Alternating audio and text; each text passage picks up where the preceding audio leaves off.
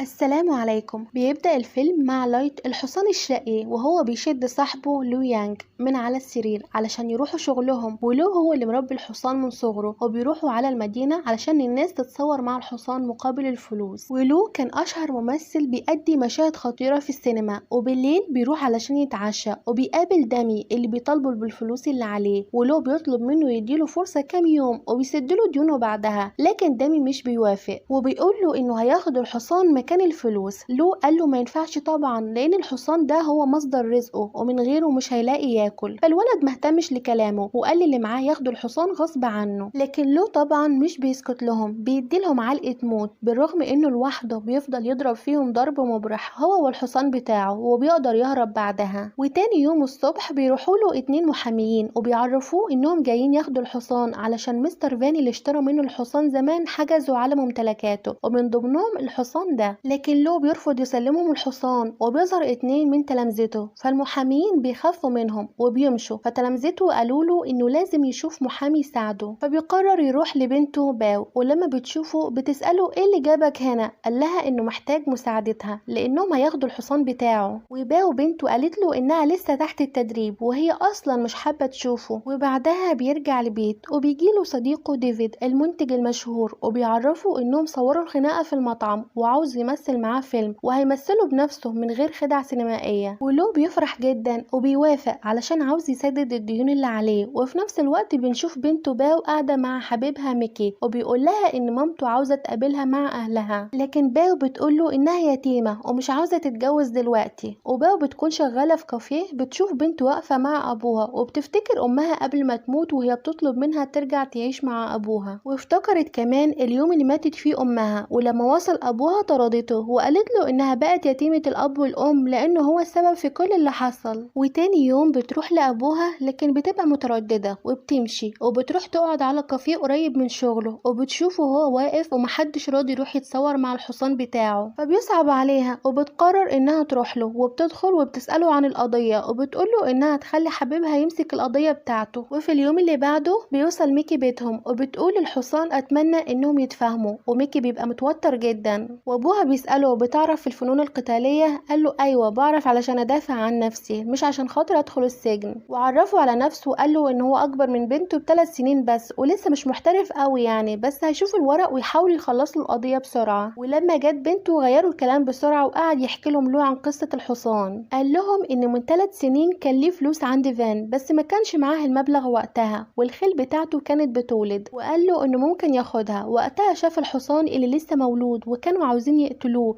لان الرئة عنده ضعيفة وكمان كان في مشكلة في رجله. ولو حس ان الحصان بيستنجد بيه فقال له لو عاوز تيجي معايا قوم، والحصان فعلا بيقوم وبياخده وبيربيه وبيعالجه. ولما كبر بقوا اصحاب وشكروا على اللي عمله، وباو بقت فخورة بابوها وراحت معاه وهو بيصور الفيلم. وفي التصوير الحصان خاف لانه متعودش على كمية الناس دي، والمخرج قعد يزعق وطلب حصان غيره ولو زعل. وقتها الحصان راح يصالحه، لو قال له ابعد عني لانه كان محتاج لي الفلوس دي جدا. وباو زعلت على ابوها وراحت للحصان وقالت له انه يقدر يعمل المشهد حلو ومحدش هيجبره يعمل حاجة غصب عنه. بعدها الحصان بيروح للمكان اللي بيصوروا فيه وبيفضل يتخانق مع الحصان اللي بيمثل مكانه، وبيفهم له انه كان عاوز يمثل وبيروح علشان يمثلوا المشهد. وفعلا بيمثلوا المشهد حلو جدا والكل كان منبهر بيهم، وباو كانت فخورة بيه وابتدت تقرب منه وبقت العروض تجيله كتير قوي. وباو قالت له لازم يطلب عقد ويقراه قبل ما يوافق على العروض، وقالت له ان هي اللي هتبقى مسؤولة عن العقد ده، وبقت تروح معاه في كل المشاهد اللي بيصورها وكانت بتخاف عليه لما بيتعرض للخطر. كان بيدرب ميكي معاه وبيسأله عن تطوراته القضية، وبيروح يقابل رئيس شركة الخيول اللي اشترى الحصان من ديفيد وبيقول له ان الحصان اتعرض في المزاد وهو اشتراه فعلا. ولما بيرجع البيت بيلاقي المحاميين ومعاهم ورقة من المحكمة ياخدوا بيها الحصان، والحصان شد منهم الورقة ورماها. وبنته قالت لهم انها ترفع دعوة مضادة وما يرجعوش هنا تاني. وفي مرة بيروحوا يصوروا ولو بيقول لهم المساحة دي صغيرة جدا والحصان لازم يجري في مساحة اكبر، والمخرج بيزعق مع لاو وبيقول لها المساحة مكتوبة في العقد وكلفته كتير. ولاو سمع وهو بيزعق في باو وحذره انه ما يزعقلهاش مرة تانية، وقرر انه يعمل المشهد زي ما مكتوب وبيصوروا المشهد بنجاح. وبعدها بيروح يحتفل مع بنته وبيقابل دامي وبيطالبه تاني بالفلوس، وكان هيمد ايده على باو فالحصان ضربه. ولو قعد يضرب فيهم زي المرة اللي فاتت، وجاله زميله وقعد يتخانق مع صاحبه لاو، واول ما سمعوا صوت عربيات الشرطة هربوا بسرعة. وباو بتحضنه لأول مرة وبتشكره لانه حماها وقال لها ما تبعدش عنه مرة تانية، وبيقعد يفتكر وهي صغيرة انه كان بيتأخر عنهم ومراته طلبت الطلاق بسبب كده. وتاني يوم الحصان كان بيمثل مشهد انفجار وهو بيجري رجله اتصابت ولو ما خدش باله، وصور مشاهد تانية كتير وهو ما يعرفش انه متصاب. وبنته بتروح تطلب منه يبطل تصوير لانه بيظلم الحصان معاه، ولو بيقول لها انه ما بيحبش حد يتدخل في شغله وانه ما يعرفش يعمل حاجة تانية غير التمثيل. وتاني يوم بيروح يقابل عيلة ميكي وبابا بتقول لهم بابا اللي كنت عاوزين تشوفوه وهو شخص كويس وانا بحبه. ولو بيفرح بكلامها جدا وقال لها انه ممكن يعمل اي حاجة علشان ما تبعدش عنه تاني. وبعد ما بيمشوا بتقوله انت ممكن تعمل اي حاجة علشاني؟ قال لها اكيد طبعا. بتقوله طب ممكن تبطل الشغل ده وما تعرضش الحصان للخطر؟ لو بيزعل وبيقول لها ده شغلي ومش هقدر اعمل كده. بنته بتتعصب وبتقوله انت هتفضل اناني وكنت هديلك فرصة تانية بس انت مش هتتغير. وتاني يوم وهما في التصوير الحصان رجله وجعته وبيختل توازنه وبيقع له على الارض وبيغمى عليه، والحصان بيفضل جنبه علشان محدش يدوس عليه. وفي نفس الوقت باو بتروح البيت علشان تدور على ورق يخص القضية، وبتشوف بوليس التأمين عاملها ابوها باسمها وفلاشة فيها فيديوهاتهم لما كانوا بيتقابلوا وهي صغيرة. وبيدخل صاحب ابوها وبيقول لها انه ابوكي كان دايما بيتفرج على فيديوهاتكم وبيقعد يعيط وكان بيستنى مقابلتكم برغم قسوتك عليه. وبتتأثر بكلامه وبتروح له المستشفى وبتتأسف له انها كانت فاهماه غلط وبتحضنه. ولما بيخرج من المستشفى جابت له هدوم جديدة وبتقعد تتفرج على افلامه الجميلة اللي عملها زمان، وبتشوف قد ايه كان بيعرض نفسه للخطر علشانها هي وامها، وبتقعد تبكي وبتقول له انه اعظم اب في الدنيا. وبيحكي لها انه من 8 سنين كان بيصور مشهد مهم ووقع، وبسبب الوقعة دي حصل له تلف في الدماغ ودخل في غيبوبة وفقد النطق لمدة سنة وبقى مديون ومكتئب وما كانش قادر يواجه امها. وباو قالت له انها مسامحاه نيابة عن امها. وفي الليل بيروح دامي واصحابه علشان يخطفوا الحصان، ولو بيصحى وبيضربهم هو والحصان وبيديله فلوسه. وتاني يوم بيجيله يون صاحبه وبيقوله انه عاوز يصور معاه فيلم علشان يردله الجميل لانه هو اللي ساعده ووصله للشهرة، وقاله ان دي اخر مرة لانه وعد بنته يبطل. فصاحبه وافق وقال له ما يخافش لان في اجهزة تحميه. ولو بيوعد حصانه ان دي اخر مرة، وبعدها بتدخل بنته ولو بيخبي ادوات التدريب وبتجري عليه وبتقوله خبر علشان يفرحه بخصوص القضية. والحصان شال الغطا وباو بتشوفه وبتتضايق. ولما بيروح موقع التصوير بيدوله بدلة الخدعة البصرية علشان يلبسها، لكن لو بيرفض وبيرميها لانهم كانوا هيركبوه على حصان الخدعة البصرية ويعملوا له جرافيك. فقال لهم انه ما تعودش يضحك على الناس، وصاحبه بيقول له بلاش تخاطر. فقال له انت عارف انا اقدر اعمل كده كويس ومش هحس بالنجاح لو ضحكت على الناس باسم التكنولوجيا. وبيجهز نفسه، وفي الوقت ده بيفتكر نظرات الحصان وبيحس انه ظلمه وافتكر كلام بنته. وعلى اخر لحظة قرر انه ما يكملش المشهد واعتذر له وقال له انه مش هيظلمه مرة تانية. وبيروح لبنته اللي اول ما بتشوفه بتجري عليه. وفي المحكمة الشركة اثبتت انه الحصان بتاعهم، ولو بيقعد يعيط وبيودعه لكن الحصان كان فاهم وحزين.